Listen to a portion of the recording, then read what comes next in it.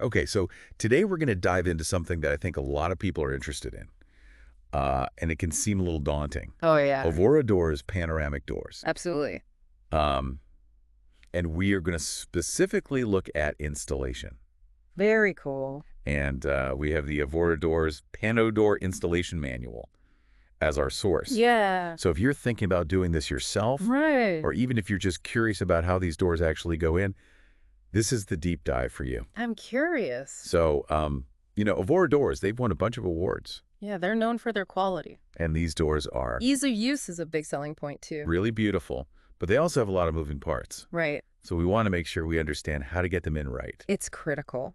So first off, the manual makes it really clear that they try to make this as simple as possible. Yeah. They ship the doors with all the hardware pre-installed, like Yeah. magnets, hinge blocks, even the locks. That's a big plus right there. Less for you to mess up. Exactly. And the glass comes covered in protective tape. But here's the thing, and they're really upfront about this. Okay. You got to read the entire manual before you even start. Cover to cover. Absolutely no cutting or resizing any of the components. Makes sense. And if you do that, bye-bye warranty, Out the window. it's voided immediately. They're not messing around. Nope. So you're going to need some things that aren't included, like a sill pan.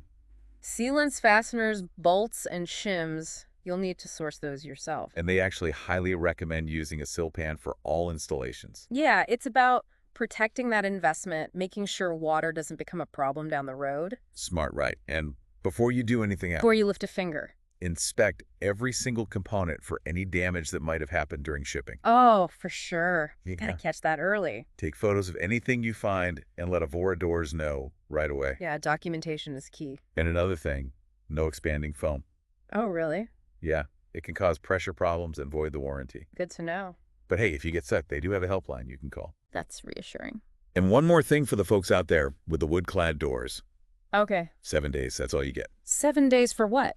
From the time the door's delivered to seal that wood. Oh, wow. That's a tight window. If you don't, you guessed it, warranty's voided. They're serious about protecting that wood. Absolutely. So now let's talk about the installation itself. All right, let's get down to business. It's not your average sliding door installation. How so? There are multiple moving panels. Things can get a little more complex. Okay. Avora doors actually gives an average installation time for professionals. Interesting. What's the number? 1.5 to 2 hours Per panel. per panel. Yeah. Wow, so a 4-panel door, you're talking 6 to 8 hours. Potentially even more if you're not a pro. Yeah, this is not a quick in and out project. Not at all. So you got to be patient and really pay attention to the detail. Precision's key, I'm guessing. You got it, and the manual really hammers this home. Oh, okay, I'm intrigued. 2 things specifically. The bottom track has to be perfectly level, Level meaning. side to side, and from the Yeah. inside to the outside of the opening. So level in every direction. Absolutely. Right. They even recommend using a laser level to get it right. Yeah, for that kind of precision, a laser level's the way to go. Definitely. And then there's the top track. Okay, It's got to be plumbed directly above the bottom track. so everything's nice and aligned. And those pivot holes, they have to line up perfectly. Starting to see why those pros take their time. And you got to shim the top track to keep it from moving over time. Yeah, you don't want any shifting once it's all set. If you get the tracks right, the rest should fall into place. That makes sense. But if you start having trouble with the panels later on, chances are it's because the tracks weren't installed perfectly level or plumb. Yeah, that foundation is everything. Exactly. So the manual breaks the whole process down into sections. Okay, walk me through it. First up, getting started. The basics. Yeah, it tells you what tools you need, describes the different panels, and gives you a sample door layout.